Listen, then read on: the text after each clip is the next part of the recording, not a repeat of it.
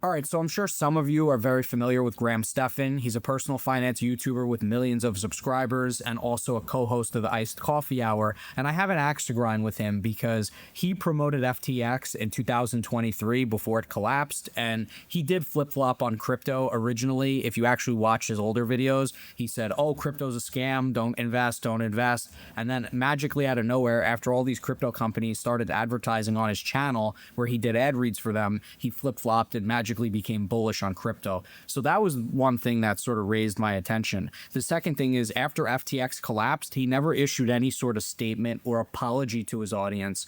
People signed up to FTX using his affiliate code, right? He got paid, and then he never issued any sort of statement or apology after it collapsed. Now, I can understand wanting to insulate yourself from litigation and stop people from coming after you and being sued. Of course, that makes sense. But at the same time, you do bear some responsibility for promoting a product that people ended up losing money in. So that's the first thing that I really had an issue with him.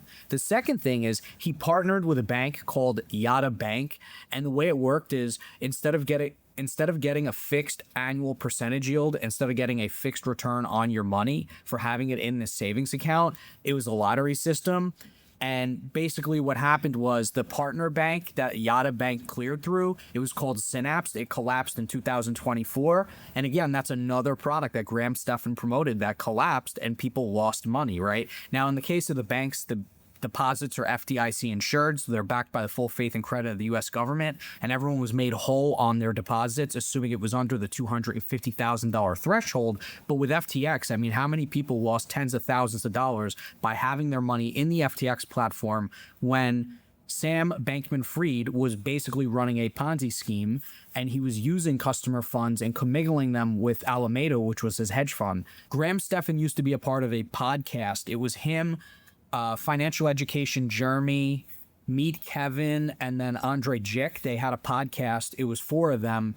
It was called Millennial Money. And the idea is that they would talk about investing and sharing these different ideas. But one of the big sponsors of Millennial Money was, in fact, FTX. And FTX collapsed, and none of these guys ever issued a statement. They just nuked the channel. They completely deleted the Millennial Money podcast channel. They never made a comment. They've never apologized, and they just pretended like nothing happened.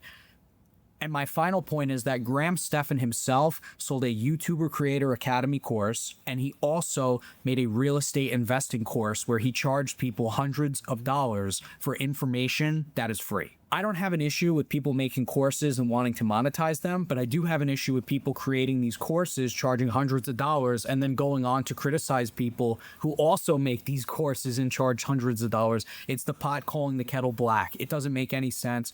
I don't jive with it. Most people don't jive with it. So that is why I do not like Stephan. I don't think he's trustworthy at all. I think for him, it's just about the money. In my opinion, he does not care about the audience whatsoever. I find him to be someone who is very difficult to trust.